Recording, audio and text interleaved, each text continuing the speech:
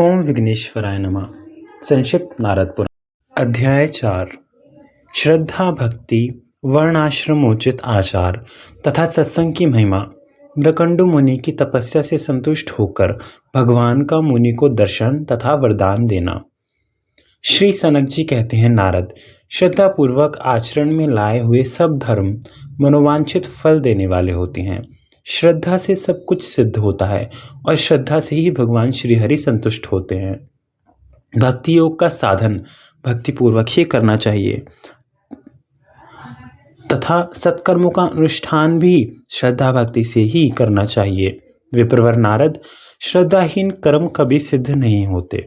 जैसे सूर्य का प्रकाश समस्त जीवों की चेष्टा में कारण होता है, उसी प्रकार भक्ति संपूर्ण सिद्धियों का परम कारण है। जैसे जल संपूर्ण लोकों का जीवन माना गया है, उसी प्रकार भक्ति सब प्रकार की सिद्धियों का जीवन है। जैसे सब जीव जंतु पृथ्वी का आश्रय लेकर जीवन धारण करते हैं, उसी प्रकार भक्ति का सहारा लेकर सब कार्यों का साधन करना चाहिए। श्रद्धालु पुरुष को धर्म का लाभ होता है। श्रद्धालु ही धन पाता है। श्रद्धा से ही कामनाओं की सिद्धि होती है तथा श्रद्धालु पुरुष ही मोक्ष पाता है। मुनिश्रेष्ठ, दान, तपस्या अथवा बहुत दक्षिणा वाले यज्ञ भी यदि भक्ति से रहित हैं तो उनके द्वारा भगवान विष्णु संतुष्ट नहीं होते। मेरु पर्वत के बराबर स्वर्ण की करोड़ों सहस्त्र राशियों का दान भी यदि बिना श्रद्धा भक्ति के किया जाए तो वह निष्फल होता है। बिना भक्ति जो तपस्या की जाती है वह केवल शरीर को सुखाना मात्र है। बिना भक्ति जो हविष्य का हवन किया जाता है वह राख में डाली हुई आहुति के समान व्यर्थ है। श्रद्धा भक्ति के साथ मनुष्य जो कुछ थोड़ा सा भी सत्कर्म करता है वह उसे अनंत काल तक अक्षय सुख देने वाला होता है। ब्राह्मण, वेदोक्त अश्वमेध यज्ञ का 1,000 बार अनुष्ठान क्यों न किया जाए, यदि वह श्रद्धा भक्ति से रहित है तो सबका सब निष्फल होता है। भगवान की उत्तम भक्ति मनुष्यों के लिए कामधेनु के समान मानी गई है। उसके रहते हुए भी अज्ञानी मनुष्य संसार रूपी विष का पान करते हैं। यह कितने आश्चर्य की बात है।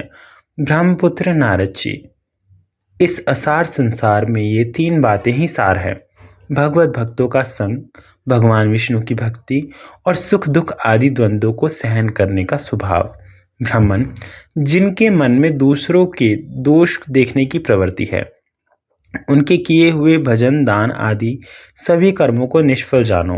भगवान विष्णु उनसे बहुत दूर हैं। जो दूसरों की संपत्ति देखकर मन ही मन संतप्त होते हैं, जिनका चित्त पाखंड पूर्ण आचारों में ही लगता है, वे व्यर्थ कर्म करने वाले हैं। भगवान श्री हरि उनसे बहुत दूर हैं। जो बड़े बड़े धर्मों के विषय में प्रश्न करते हैं किंतु उन धर्मों को झूठा बताते हैं, और धर्म कर्म के विषय में जिनका मन श्रद्धा भक्ति से रहित है, ऐसे लोगों से भगवान विष्णु बहुत दूर हैं। धर्म का प्रतिपादन वेद में किया गया है और वेद साक्षात परम पुरुष नारायण का स्वरूप है। अतः वेदों में जो अश्रद्धा रखने वाले हैं उनसे भगवान बहुत दूर हैं। जिसके दिन धर्मानुष्ठान के बिना ही आते और चले जाते हैं, वह लोहार की धौनकी के समान सांस लेता हुआ भी जीवित नहीं है। ब्रह्मनंदन, धर्म, अर्थ, काम और मोक्ष ये 4 पुरुषार्थ सनातन हैं। श्रद्धालु पुरुषों को ही इनकी सिद्धि होती है, श्रद्धाहीन को नहीं। जो मानव अपने वर्णाश्रमोचित आचार का उल्लंघन किए बिना ही भगवान विष्णु की भक्ति में तत्पर है, वह उस वैकुंठ धाम में जाता है जिसका दर्शन बड़े बड़े ज्ञानी भक्तों को सुलभ होता है। मुनीश्वर, जो अपने आश्रम के अनुकूल वेदोक्त धर्मों का पालन करते हुए भगवान विष्णु के भजन ध्यान में लगा रहता है, वह परम पद को प्राप्त होता है। आचार से धर्म प्रकट होता है और धर्म के स्वामी भगवान विष्णु हैं। अतः जो अपने आश्रम के आचार में संलग्न है, उसके द्वारा भगवान श्री हरि सर्वदा पूजित होते हैं। जो 6 अंगों सहित वेदों और उपनिषदों का ज्ञाता होकर भी अपने वर्ण आश्रमोचित आचार से घिरा हुआ है, उसी को पतित समझना चाहिए, क्योंकि वह धर्म कर्म से भ्रष्ट हो चुका है। भगवान की भक्ति में तत्पर तथा भगवान विष्णु के ध्यान में लीन होकर भी जो अपने वर्णाश्रमोचित आचार से भ्रष्ट हो, उसे पतित कहा जाता है। द्विजश्रेष्ठ, वेद, भगवान विष्णु की भक्ति अथवा शिव भक्ति भी आचार भ्रष्ट मूढ़ पुरुष को पवित्र नहीं करती है। ब्राह्मण, पुण्य क्षेत्रों में जाना, पवित्र तीर्थों का सेवन करना अथवा भांति भांति के यज्ञों का अनुष्ठान भी आचार भ्रष्ट पुरुष की रक्षा नहीं करता। आचार से स्वर्ग प्राप्त होता है, आचार से सुख मिलता है और आचार से ही मोक्ष सुलभ होता है। आचार से क्या नहीं मिलता। साधु श्रेष्ठ, संपूर्ण आचारों का, समस्त योगों का तथा स्वयं हरि भक्ति का भी मूल कारण भक्ति ही मानी गई है। सबको मनोवांछित फल प्रदान करने वाले भगवान विष्णु भक्ति से ही पूजित होते हैं। अतः भक्ति संपूर्ण लोकों की माता कही जाती है। जैसे सब जीव माता का ही आश्रय लेकर जीवन धारण करते हैं, उसी प्रकार समस्त धार्मिक पुरुष भक्ति का आश्रय लेकर जीते हैं। नारद जी, अपने वर्ण और आश्रम के आचार का पालन करने में लगे हुए पुरुष को यदि भगवान विष्णु की भक्ति प्राप्त हो जाए तो तीनों लोकों में उसके समान दूसरा कोई नहीं है। भक्ति से कर्मों की सिद्धि होती है। उन कर्मों से भगवान विष्णु संतुष्ट होते हैं। उनके संतुष्ट होने पर ज्ञान प्राप्त होता है और ज्ञान से मोक्ष मिलता है। भक्ति तो भगवत भक्तों के संग से प्राप्त होती है, किंतु भगवत भक्तों का संग मनुष्य को पूर्व जन्मों के संचित पुण्य से ही मिलता है। जो वर्णाश्रमोचित कर्तव्य के पालन में तत्पर, भगवत भक्ति के सच्चे अभिलाषी तथा काम क्रोध आदि दोषों से मुक्त हैं, लोगों को शिक्षा देने वाले संत हैं। ब्राह्मण, जो पुण्यात्मा अथवा जितेंद्रिय नहीं है, उन्हें परम उत्तम सत्संग की प्राप्ति नहीं होती। यदि सत्संग मिल जाए तो उसमें पूर्व जन्मों के संचित पुण्य को ही कारण जानना चाहिए। जिसके पूर्व जन्मों में किए हुए समस्त पाप नष्ट हो जाते हैं, उसी को सत्संग सुलभ होता है, अन्यथा उसकी प्राप्ति असंभव है। सूर्य अपनी किरणों के समूह से दिन में बाहर के अंधकार का नाश करते हैं, किंतु संत महात्मा अपने उत्तम वचन रूपी किरणों के समुदाय से सदा भीतर के अज्ञान अंधकार का नाश करते रहते हैं। संसार में भगवत भक्ति के लिए लालायित रहने वाले पुरुष दुर्लभ हैं। उनका संग जिसे प्राप्त होता है उसे सनातन शांति सुलभ होती है। नारद जी ने पूछा, भगवत भक्त पुरुषों का क्या लक्षण है, वे कैसा कर्म करते हैं तथा उन्हें कैसे लोक की प्राप्ति होती है, यह सब आप यथार्थ रूप से बताइए। सनक जी, आप सुदर्शन चक्रधारी देवादिदेव लक्ष्मीपति भगवान विष्णु के भक्त हैं, अतः आप ही ये सब बातें बताने में समर्थ हैं। आपसे बढ़कर दूसरा कोई नहीं है। सनक जी ने कहा, ब्राह्मण, योग निद्रा से मुक्त होने पर जगदीश्वर भगवान विष्णु ने बुद्धिमान महात्मा मार्कंडेय जी को जिस परम गोपनीय रहस्य का उपदेश किया था, वही तुम्हें बतलाता हूँ, सुनो। वे जो परम ज्योति स्वरूप देवादिदेव सनातन भगवान विष्णु हैं, वे ही जगत रूप में प्रकट होते हैं। इस जगत के सृष्टा भी वे ही हैं। भगवान शिव तथा ब्रह्मा जी भी उन्हीं के स्वरूप हैं। वे प्रलय काल में भयंकर रुद्र रूप से प्रकट होते हैं और समस्त ब्रह्मांड को अपना ग्रास बनाते हैं। स्थावर जंगम रूप संपूर्ण जगत नष्ट होकर जब एकाणव के जल में विलीन हो जाता है, उस समय भगवान विष्णु ही वट वृक्ष के पत्र पर शिशु रूप से शयन करते हैं। उनका एक एक रोम असंख्य ब्रह्म आदि से विभूषित होता है। महाप्रलय के समय जब भगवान वट पत्र पर सो रहे थे, उस समय उसी स्थान पर भगवान नारायण के परम भक्त मार्कंडेय जी भगवान की विविध लीलाओं का दर्शन करते हुए खड़े थे। ऋषियों ने पूछा, मुने, हमने पहले से सुन रखा है कि उस महाभयंकर प्रलय काल में स्थावर जंगम समस्त प्राणी नष्ट हो गए थे और एकमात्र भगवान श्री हरि ही विराजमान थे। जब समस्त चराचर जगत नष्ट होकर एकाणव में विलीन हो चुका था, तब सबको अपना ग्रास बनाने वाले श्री हरि ने मार्कंडेय मुनि को किस लिए बचा रखा था? सूत जी, इस विषय को लेकर हमारे मन में बड़ा कौतूहल हो रहा है, अतः इसका निवारण कीजिए। भगवान विष्णु की सुयश सुधा का पान करने में किसे आलस्य हो सकता है? सूत जी बोले, ब्राह्मणों, पूर्व काल में वृकुंड नाम से विख्यात एक महाभाग मुनि हो गए हैं।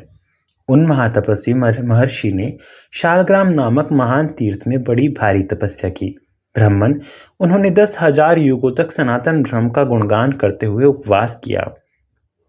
वे बड़े क्षमाशील, सत्य प्रतिज्ञ तथा जितेंद्रिय थे। समस्त प्राणियों को अपने समान देखते थे। उनके मन में विषय भोगों के लिए तनिक भी कामना नहीं थी। वे संपूर्ण जीवों के हितैषी तथा मन और इंद्रियों को वश में रखने वाले थे। उन्होंने उक्त तीर्थ में बड़ी भारी तपस्या की। उनकी तपस्या से शंकित हो इंद्र आदि सब देवता उस समय अनामय परमेश्वर भगवान नारायण की शरण में गए। क्षीर सागर के उत्तर तट पर जाकर देवताओं ने देवेश्वर जगत गुरु पद्मनाभ का इस प्रकार स्तवन किया। देवता बोले, हे अविनाशी नारायण, हे अनंत, हे शरणागत पालक, हम सब देवता मृकुंड मुनि की तपस्या से भयभीत हो आपकी शरण में आए हैं। आप हमारी रक्षा कीजिए। देवादि देवेश्वर आपकी जय हो। शंख और गदा धारण करने वाले देवता आपकी जय हो। यह संपूर्ण जगत आपका स्वरूप है। आपको नमस्कार है। आप ही ब्रह्मांड की उत्पत्ति के आदि कारण हैं। आपको नमस्कार है। देवेश्वर आपको नमस्कार है। लोकपाल आपको नमस्कार है। संपूर्ण जगत की रक्षा करने वाले आपको नमस्कार है। लोक साक्षिण आपको नमस्कार है। ध्यान गम्य आपको नमस्कार है। ध्यान के हेतुभूत, ध्यान स्वरूप तथा ध्यान के साक्षी परमेश्वर आपको नमस्कार है। पृथ्वी आदि 5 भूत आपके ही स्वरूप हैं। आपको नमस्कार है। आप चैतन्य रूप हैं। आपको नमस्कार है। आप सबसे ज्येष्ठ हैं। आपको नमस्कार है।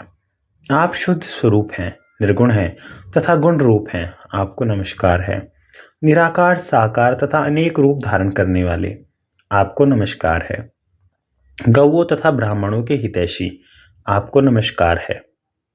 जगत का हित साधन करने वाले सच्चिदानंद स्वरूप गोविंद आपको बार बार नमस्कार है। इस प्रकार देवताओं द्वारा की हुई स्तुति को सुनकर शंख, चक्र और गदा धारण करने वाले भगवान श्री लक्ष्मीपति ने उन्हें प्रत्यक्ष दर्शन दिया। उनके नेत्र खिले हुए कमल दल के समान शोभा पा रहे थे। उनका करोड़ों सूर्यों के समान प्रभाव था। सब प्रकार के दिव्य आभूषणों से वे युक्त थे। भगवान के वक्ष स्थल पर श्रीवत्स चिन्ह सुशोभित हो रहा था। वे पीतांबर धारण किए हुए थे। उनकी आकृति बड़ी सौम्य थी। बाएं कंधे पर सुनहले रंग का यज्ञोपवीत चमक रहा था। बड़े बड़े महर्षि उनकी स्तुति कर रहे थे तथा श्रेष्ठ पार्षद उन्हें सब ओर से घिरकर खड़े थे। उनका दर्शन करके वे संपूर्ण देवता उनके तेज के समक्ष फीके पड़ गए और बड़ी प्रसन्नता के साथ पृथ्वी पर लेटकर अपने 8 अंगों से उन्हें प्रणाम किया। तब प्रसन्न हुए भगवान विष्णु प्रणाम करने वाले इंद्र आदि देवताओं को आनंदित करते हुए गंभीर वाणी में बोले।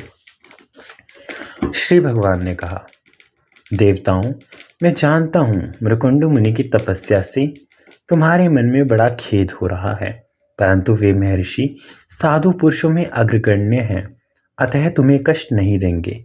श्रेष्ठ देवताओं, जो साधु पुरुष है वे संपत्ति में हो या विपत्ति में किसी प्रकार भी दूसरे को कष्ट नहीं देते। वे स्वप्न में भी ऐसा नहीं करते। सज्जनों, जो मानव संपूर्ण जगत का हित करने वाला, दूसरों के दोष ना देखने वाला तथा ईर्ष्या रहित है, वह इहलोक और परलोक में साधु पुरुषों द्वारा निशंक कहा जाता है। सशंक व्यक्ति सदा दुखी रहता है और निशंक पुरुष सुख पाता है। अतः तुम लोग निश्चिंत होकर अपने अपने घर जाओ। मृकुंड मुनि तुम्हें कोई अब कष्ट नहीं देंगे। इसके सिवा तुम्हारी रक्षा करने वाला मैं तो हूं ही, अतः सुखपूर्वक विचरो। इस प्रकार अलसी के फूल की भांति श्याम कांति वाले भगवान विष्णु देवताओं को वर देकर उनके देखते देखते वहीं अंतर्ध्यान हो गए। देवताओं का मन प्रसन्न हो गया। वे जैसे आए थे उसी प्रकार स्वर्ग को लौट गए। भगवान श्री हरि ने प्रसन्न होकर मृकुंड को भी प्रत्यक्ष दर्शन दिया। जो स्वयं प्रकाश निरंजन एवं निराकार परब्रह्म है, वही अलसी के फूल के समान श्याम सुंदर विग्रह धारण करके प्रकट हो गए। दिव्य आयुधों से सुशोभित उन पीतांबरधारी भगवान विष्णु को देखकर मृकुंड मुनि आश्चर्यचकित हो गए। उन्होंने ध्यान से आंखें खोलकर देखा। भगवान विष्णु सम्मुख विराजमान है। उनके मुख से प्रसन्नता टपक रही है। वे शांत भाव से स्थित हैं। जगत का धारण पोषण उन्हीं के द्वारा होता है। यह संपूर्ण विश्व उन्हीं का तेज है। भगवान का दर्शन करके मुनि का शरीर पुलकित हो उठा। नेत्रों से आनंद के आंसू झरने लगे। उन्होंने पृथ्वी पर दंड की भांति गिरकर उन देवादिदेव सनातन परमात्मा को प्रणाम किया। फिर हर क्षणक आंसुओं से भगवान के दोनों चरण पखारते हुए वे सिर पर अंजलि बांधे उनकी स्तुति करने लगे। मृकुंड जी बोले, परमात्म स्वरूप परमेश्वर को नमस्कार है, जो पर से भी अति परे हैं, जिनका पार पाना असंभव है, जो दूसरों पर अनुग्रह करने वाले तथा दूसरों को संसार सागर के उस पार पहुंचा देने वाले हैं, उन भगवान श्री हरि को नमस्कार है। जो नाम और जाति आदि की कल्पनाओं से रहित है, जिनका स्वरूप शब्द आदि विषयों के दोष से दूर है, जिनके अनेक स्वरूप हैं तथा जो तमोगुण से सर्वथा शून्य है, उन स्तुति करने योग्य परमेश्वर का मैं भजन करता हूँ। जो वेदांत वेद और पुराण पुरुष है, ब्रह्मा आदि से लेकर संपूर्ण जगत जिनका स्वरूप है, जिनकी कहीं भी उपमा नहीं है तथा जो भक्तजनों पर अनुग्रह करने वाले हैं, उन स्तवन करने योग्य आदि परमेश्वर की मैं आराधना करता हूँ।